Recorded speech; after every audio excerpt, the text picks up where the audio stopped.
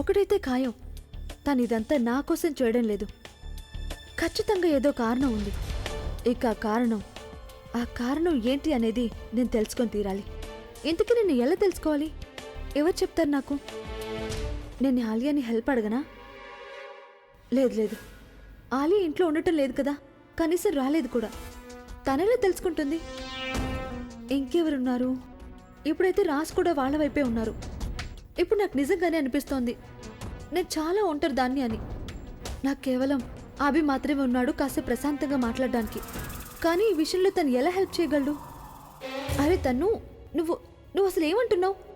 ఈ విషయాలన్నిట్లోనూ అభియే కదా చాలా ఇంపార్టెంట్. ఎందుకంటే ప్రజ్ఞకి బాగా తెలుసు, ఒకవేళ నా సీట్ తీసుకోవడానికి ఎవరైనా మిగిలి ఉన్నారంటే అది అభి మాత్రమే.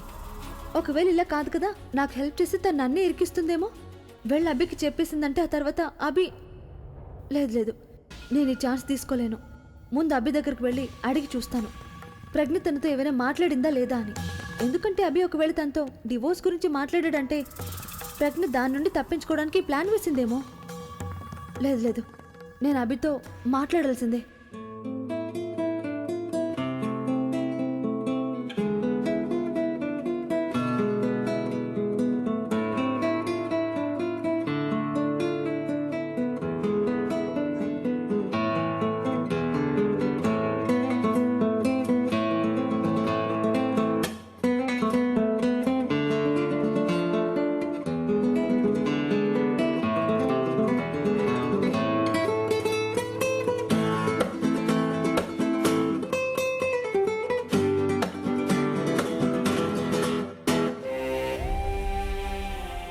అసలు ఏం జరుగుతుంది నాకిప్పుడు?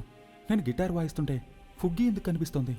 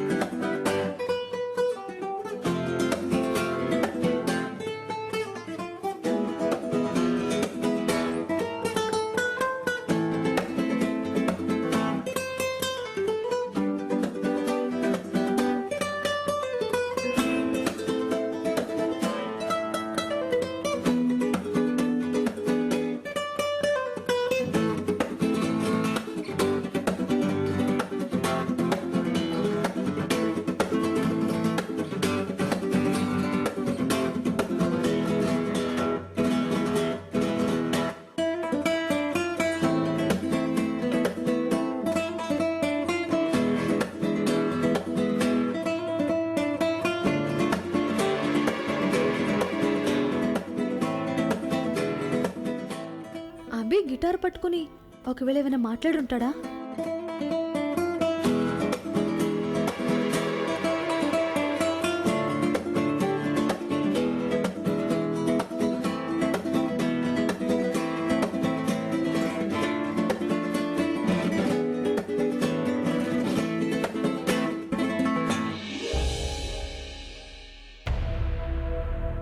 నువ్వెప్పుడొచ్చావు? నువ్వు నీ గిటార్ వాయించడంలో బిజీగా ఉన్నప్పుడు. గిటార్ వాయించడం ఎందుకు ఆపేశావు అభి? వాయించు. అసలే చాలా రోజుల తర్వాత నేను నిన్ను గిటార్ పట్టుకోవడం చూస్తున్నాను. కానీ నేను ఇంకేదో చూస్తున్నాను. ఏం చూస్తున్నావు? ఈ గిటార్తో నాకు పాత జ్ఞాపకాలు ముడిపడి ఉన్నాయి.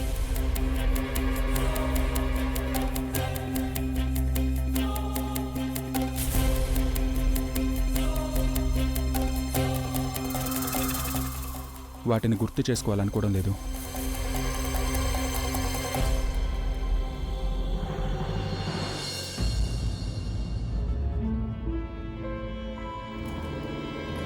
ఏం చెయ్యాలి?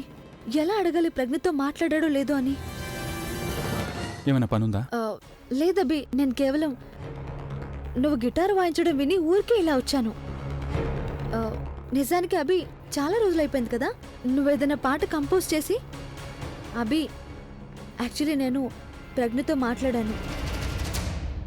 తను నాతో ఏం చెప్పిందంటే తనకి నష్టం కలుగుతోందని. అందుకని యాక్చువల్లీ నేనేం ఆలోచిస్తున్నాను అంటే, ఒకవేళ తనకి నష్టం జరిగిందంటే అప్పుడు తను మనకు కూడా లాభం కలగనివ్వదు కదా. అంటే ఏంటి? అంటే అంటే ఏంటి అంటే అభి, అది ఒకవేళ తనకి నష్టం జరిగింది అంటే అప్పుడు తనకి మూడ్ అస్సలు బాగుండదు. అలాంటప్పుడు నువ్వు అదే తనతో మన పెళ్లి గురించి నువ్వు ఎలా మాట్లాడగలవు? లేదు, ఐ మీన్ నువ్వు ప్రజ్ఞతో డివోర్స్ గురించి ఎలా మాట్లాడగలవు? తనైతే కుదరదు అని అంటుంది కదా. అసలు నువ్వు ఇంతవరకు ప్రజ్ఞతో మాట్లాడనే లేదు కదా అభి? లేదు, నేను మాట్లాడలేదు. యాక్చువల్లీ మాట్లాడలేకపోయాను. తను నానమ్మకి తనకి జరిగిన గొడవ గురించి ఇంకా కోపంగానే ఉంది.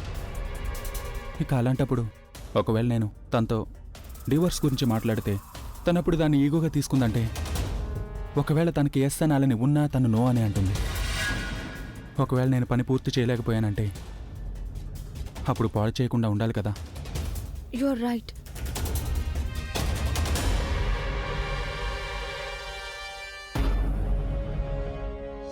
మాట్లాడనే లేదా అంటే రీజన్ ఇది కాదన్నమాట, ప్రజ్ఞ నాకు హెల్ప్ చేయడానికి. మరి ఇంకేం కారణం ఉండుంటుంది?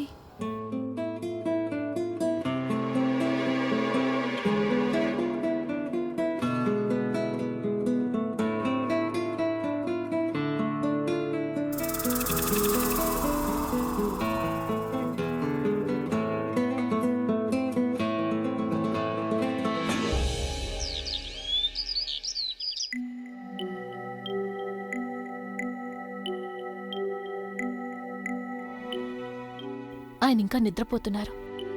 లేవడానికి ముందే నేను త్వరగా రెడీ అయ్యి ఇక్కడి నుంచి వెళ్ళిపోవడం మంచిది. నిన్నేదో ఒకటి చేసి మేనేజ్ చేశాను, కానీ ఈ రోజు మేనేజ్ చేయలేను.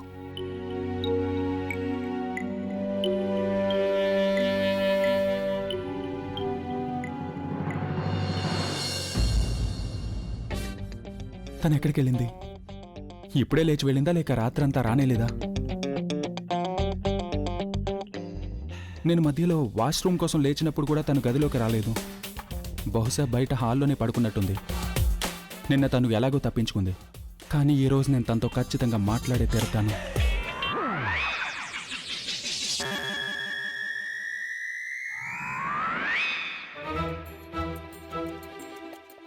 బహుశా లేచి బయటికి వెళ్ళిపోయినట్టున్నారు. అది మంచిదే. నాకెదురుపడకుండా ఉంటే ఏమీ మాట్లాడక్కర్లేదు. నేను వెంటనే బయటికి వెళ్ళిపోతాను. బయటైతే లేదు, మరి ఎక్కడికి వెళ్ళి ఉంటుంది?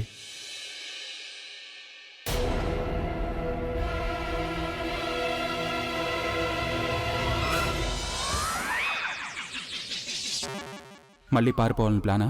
లేదా నేనెందుకు పారిపోతాను? తప్పించుకున్నావు కదా.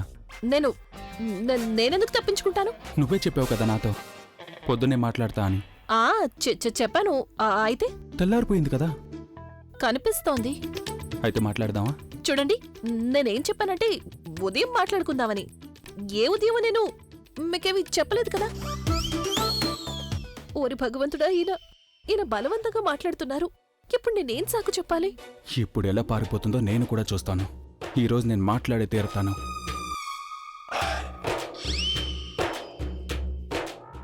పద, కూర్చో.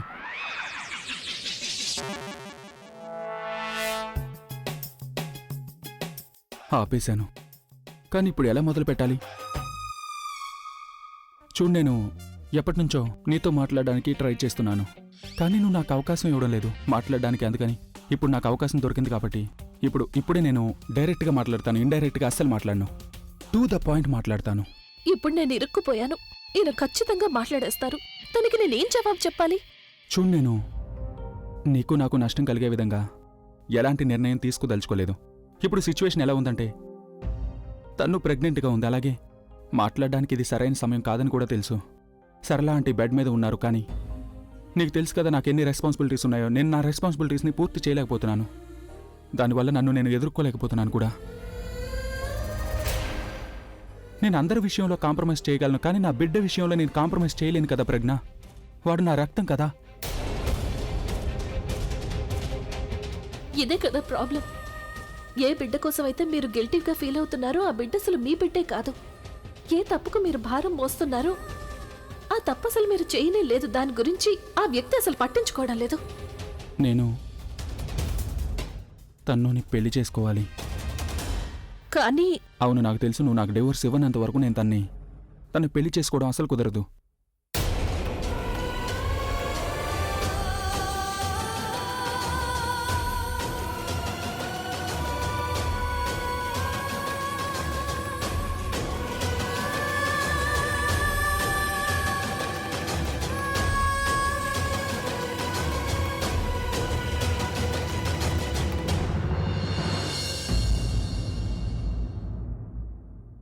ఏం ఆలోచిస్తున్నావు?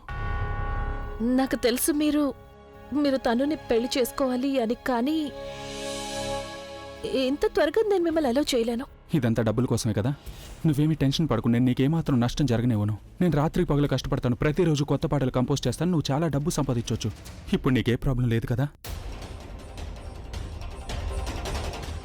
అయినా నాకు ఆలోచించుకోవడానికి కొంచెం టైం కావాలి. అరే, ఏం ఆలోచిస్తున్నావు నువ్వు?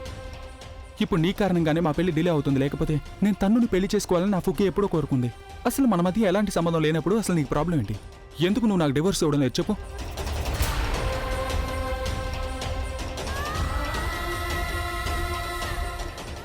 మనిద్దరికీ డివోర్స్ అయిపోయిందని నేను మీకు ఎలా చెప్పాలి? తను నాకెందుకు డివోర్స్ ఇవ్వడం లేదు? ఇప్పటికీ తన మనసులో నా మీద ఫీలింగ్స్ ఉన్నాయా? లేకపోతే నన్ను ఇబ్బంది పెట్టడానికి ఇలా చేస్తుందా? నువ్వెందుకు అర్థం చేసుకోవడం లేదు? నా దగ్గర వేరే ఆప్షన్ ఏమీ లేదు. ఇప్పుడున్న పరిస్థితుల్లో నేను లేట్ చేయలేను. నేను తన్ని ఖచ్చితంగా పెళ్లి చేసుకొని తీరాల్సిందే. ప్లీజ్ నువ్వు నన్ను అర్థం చేసుకుని, నేను నీ ముందు చేతులు జోడిస్తున్నాను, నిన్ను వేడుకుంటున్నాను. ప్రజ్ఞ, నువ్వు ఏం చెప్తే నేను అది వింటాను. జీవితాంతం నీకు సేవలు చేస్తాను. నీకు ఎలా కావాలంటే నేను అలా చేస్తాను. కానీ ప్లీజ్. మీరు నన్ను నా ప్రాణాలైనా అడగండి, నేను ఇచ్చేస్తాను. కానీ ఇది మాత్రం చేయలేను. మీరేవైనా చెయ్యండి, కానీ నాకు ఆలోచించుకోవడానికి కాస్త టైం కావాలి. ఇందాకటి నుంచి నేను నిన్ను ప్రేమగా అడుగుతుంటే నీకెందుకు అర్థం కావడం లేదు? నువ్వు కారణం లేకుండా నాతో ఉన్న బంధం తెంచుకున్నావు. నేను ఒక కారణంతో నీతో బంధం తెంచుకుంటే అది నీకెందుకు అర్థం కావడం లేదు? నువ్వే నా విషయంలో తప్పు చేస్తున్నావు. నేను ప్రేమగా రిక్వెస్ట్ చేస్తున్నా, నాకు డివర్స్ ఇచ్చేయి. నేను బలవంతం చేయాలనుకోవడం లేదు. నువ్వు నాకు డివర్స్ ఇవ్వడానికి నేను నిన్ను బలవంతం చేయడం నాకు ఇష్టం లేదు. అర్థమైందా? మీరు నన్ను బలవంతం చేస్తారా? నేను తలుచుకుంటే ఏమైనా చేయగలను, కానీ నేను చేయాలనుకోవడం లేదు. ఆఖరి సార్ అడుగుతున్నాను, నువ్వు డివర్స్ ఇస్తావా లేదా చెప్పు. నేనివ్వను. ఒకవేళ నువ్వు నాకు డివర్స్ ఇవ్వలేదంటే నీ పరిస్థితి దారుణంగా అవుతుంది. దారుణంగా అంటే ఏమవుతుంది? ఏం చేస్తారు మీరు? కోర్టుకు వెళ్తారు, కేసు పెడతారు. లేదు, నేను కోర్టుకి ఎందుకు వెళ్తాను? నువ్వు లీగల్లీ నా భార్యవి కదా? అవును. అయితే అలాగే నేను లీగల్లీ నీకు హస్బెండ్. అవును. అయితే నీకు తెలుసు కదా, మనిద్దరికీ పెళ్ళయి చాలా కాలం అయిపోయింది.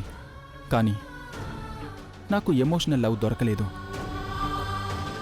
అలాగే ఫిజికల్గా కూడా. చూడు, నన్ను ప్రేమించడం అనేది నీకు కంపల్సరీ కాదు.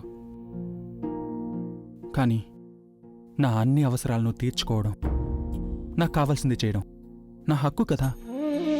అంటే నేను నీకు హస్బెండ్ని, నువ్వు నా వైఫ్వి. అలాగే హస్బెండ్ ఇంకా వైఫ్ మధ్యలో ఏవైతే జరుగుతాయో అవన్నీ కూడా నేను చేయగలను. అలాగే నేను చేస్తాను కూడా.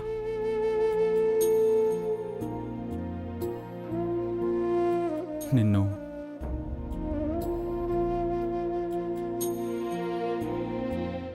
నేను ఎత్తుకోగలను తెలుసా?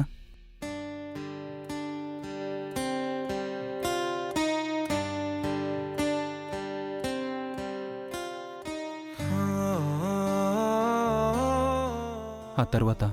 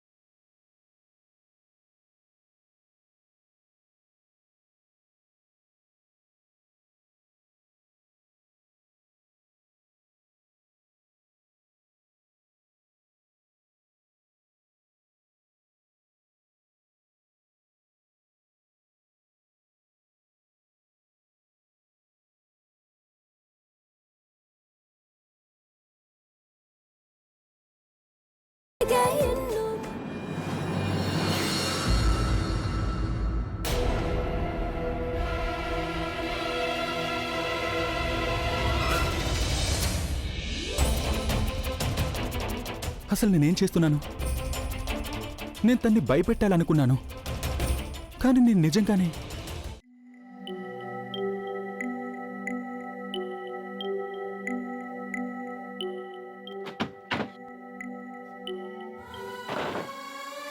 నేను ప్రేమగా రిక్వెస్ట్ చేస్తున్నా, నాకు డివర్స్ ఇచ్చేయి.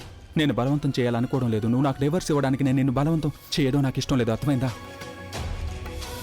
నన్ను ప్రేమించడం అనేది నీకు కంపల్సరీ కాదు, కానీ నా అన్ని అవసరాలను తీర్చుకోవడం, నాకు కావాల్సింది చేయడం నా హక్కు కదా.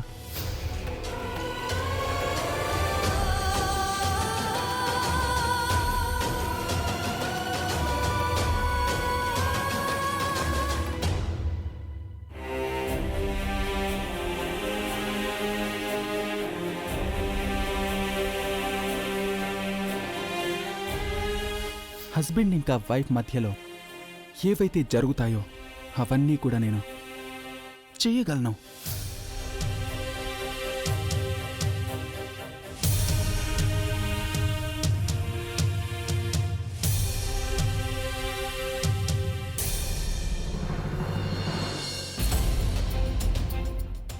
మతిగాని పోయిందా ఏంటి? ఏమనుకుని అదంతా చేశాను? నేను తన ఎమోషన్స్ని యూజ్ చేసుకుని తన్ని భయపెట్టాలి అంతే, కానీ నేనే స్వయంగా ఎమోషనల్ అయిపోయి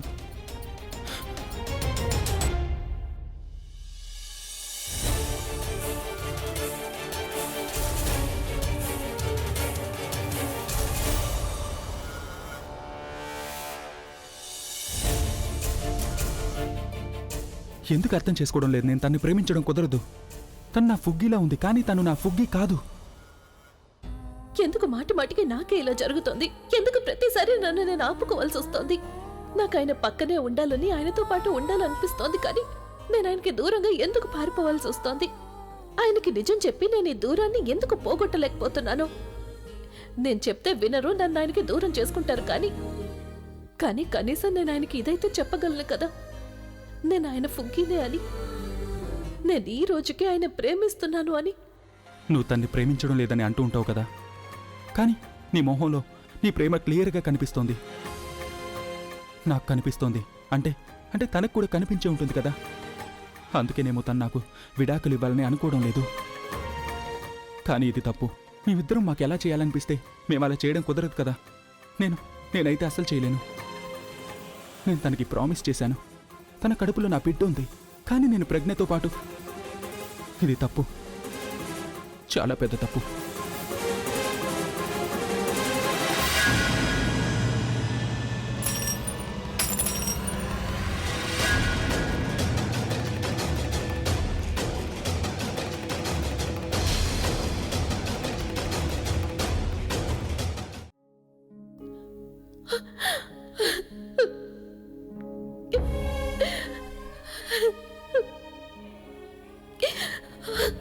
ఇది ప్రజ్ఞ గొంతు కదా, కానీ తనెక్కడ కనిపించడం లేదేంటి?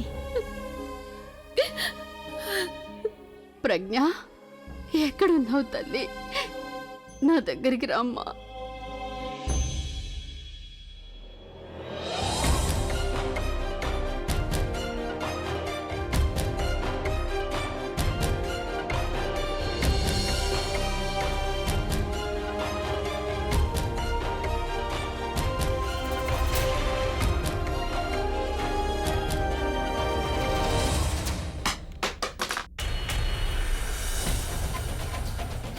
అమ్మా, అమ్మా, అమ్మా, ఏమైంది నీకు? నీ కొట్లో బానే ఉంది కదమ్మా?